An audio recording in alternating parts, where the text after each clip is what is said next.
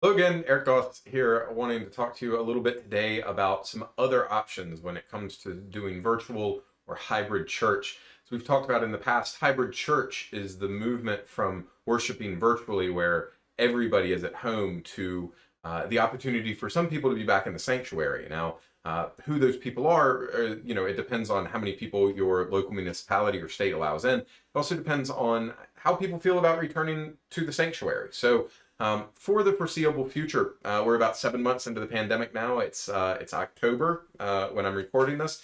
For the foreseeable future, we're going to have hybrid worship. In your congregations that there are lots of people who are excited to be back, who are willing to wear their masks, to stay socially distant, to do what they need to do in order to be back in the building.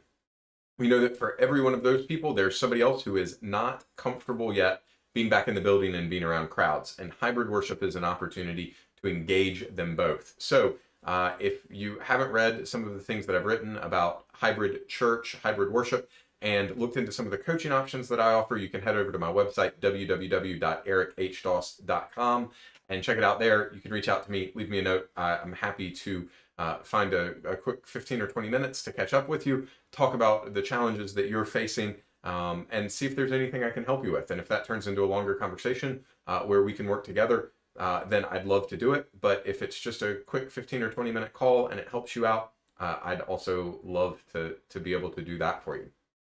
So we talked previously about how to use a lot of equipment that you already have and put together a really good streaming system using your old cell phone or your current cell phone and about $125 or $130 worth of parts from Amazon. Today, we're going to take a little step up from there, and we're still looking at what is effectively a one-person show. So this is assuming that there's one person really leading worship, maybe two people, but not a lot of work, not a lot of cutting into different shots. We're looking for a really simple step up from where we were last. So again, we're going to try to use equipment that you already have. So if you already have a camcorder, let's hope that it does what you need to do and you'll be able to use it here.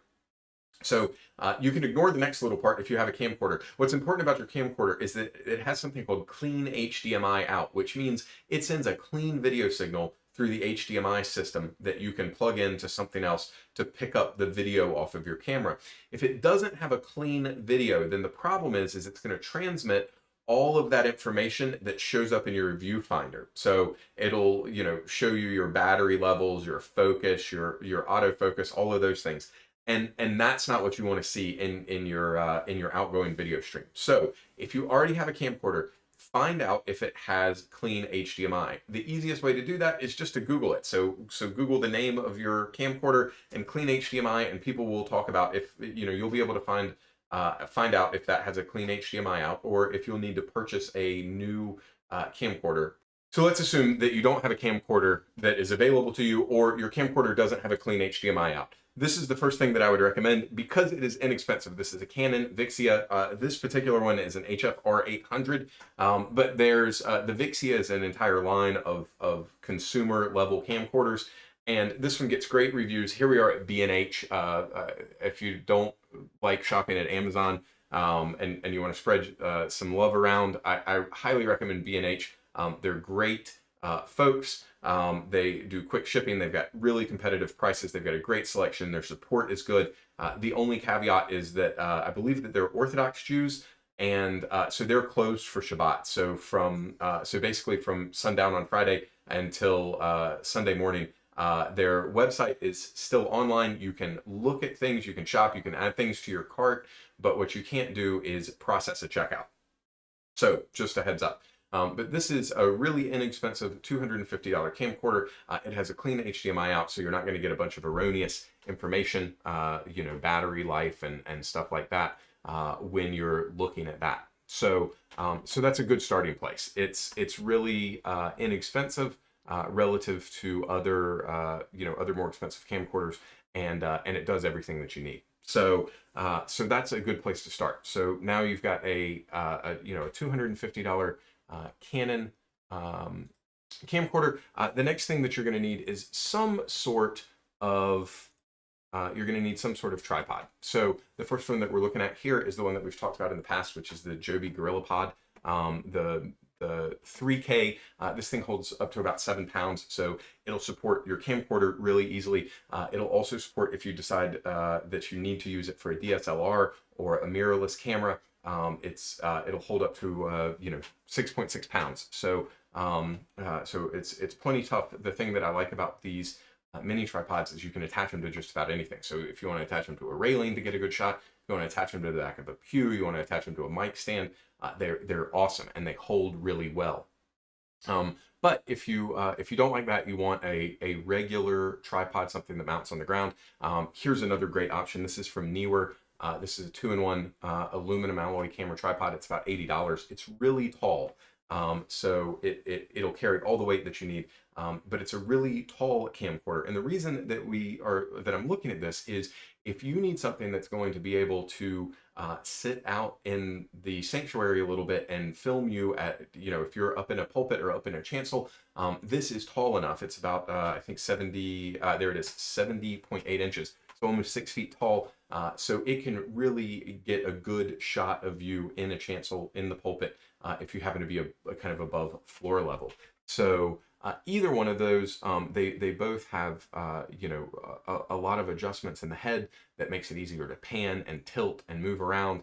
I don't have that Neewer. I do have the Joby. But either one is a great option, and you just really need to think about kind of how it is that you plan to use it and decide if you want to have something that sits on the tabletop that's adjustable, that can attach to anything, or you want kind of the traditional tripod. The microphone that you have on a camcorder is okay, but they're not great. Most people who use camcorders or do video use external mics, and so the external mic that we're going to look at is the same one that we've talked about previously. It's the Boya by MM1. So this is just a compact on-camera mic. It mounts in a hot shoe, which is a really common way to attach accessories, peripherals to just about any camera.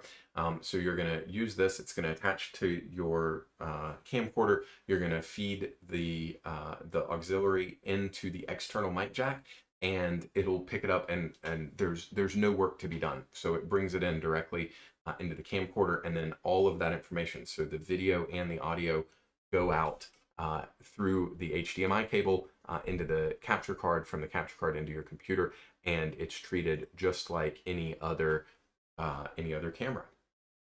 Now, the only other thing that you need to get started streaming is a way to connect your camera to your computer. Now, here's something that a lot of people don't know. So your camcorder, the Canon Vixia that I looked at, for example, it has an HDMI out. Okay, HDMI is a pretty standard protocol. It's what your DVD players, your set-top boxes connect into your television with, and it's a protocol that's designed to send video. Here's the problem: is that your computer is not designed to pick up that video. Okay, so if you've got an HDMI plug on the back of your computer, you might think that you can just plug that into an HDMI cable, that into your Canon or whatever other camcorder you have, and you'll be good to go. And that's not how it works, because that HDMI port on your computer is an HDMI out. So it's designed to send information to a monitor, to a display somewhere. It's not designed to receive information. So what we have to do is find a tool that will connect your camera to your computer. And what we're going to do for that is we're going to use something called a capture card. A capture card is just something that you plug your HDMI into the back here, and you plug this as a USB into your computer. Now, this is the Elgato Camlink 4K, so this will support up to 4K video at 30 FPS. So it's more than enough to carry your 1080p, which is just your standard HD signal. These things were really hard to find early in the pandemic. They're back in stock. I think their price is up a little bit. I don't remember them being, $130. But this is Elgato is a great brand. They've got a really good reputation. And people who use these highly recommend Elgato, the Camlink 4000. So $123. Another option that you have is kind of in response to a significant amount of demand, where the Elgato sold out, where all of the other kind of name brand folks sold out. A lot of manufacturers, probably in China, started producing video capture cards, and they're doing it really, really cheap. This is a $16 model. Some people call this the Cant Link. If you go on Amazon, you can find 100 different kinds of these. They all look exactly the same. They all have very different names on them. They're all probably made in the same place. This one is 16 bucks. You can clip that coupon right there and get an extra 10% off. So that brings you down to about $14.50. Hard to beat that price. For most people, that's going to be sufficient. The reviews on these are mixed. So some people say they're horrible and they'll only use a cam link from Elgato. Some people have used these and think that they're almost as good. I am of the opinion that if you can buy an inexpensive tool that does the job, and it works for you, then it's probably money well spent. If you buy this and use it for a couple of months and decide that you need to upgrade, then you've only lost about $14, $15 here. So either one of those converter cards plugs into an HDMI, plugs directly into your computer, and then what happens is your computer is able to recognize your camera, your camcorder, the Canon, in the case if you bought the one that I showed, or whichever one you have, it recognizes that as a webcam and allows you to bring that video stream in as you would with any other webcam. So just a inexpensive way. So it's $250 for the camera, $50 for the tripod, maybe $80 for the tripod. So you're at $330. A capture card, 25 bucks. You might as well go ahead and give the cheap one a try. And then the computer that you're already using. So it's about a little bit more than twice the price of the streaming setup that you could use from just using your cell phone, and a couple of mounts and a couple of lights. But again, it's pretty inexpensive, and it allows you to get started. It allows somebody who's not particularly technically savvy to pick up, point it in the right direction, pull the trigger, and go from there.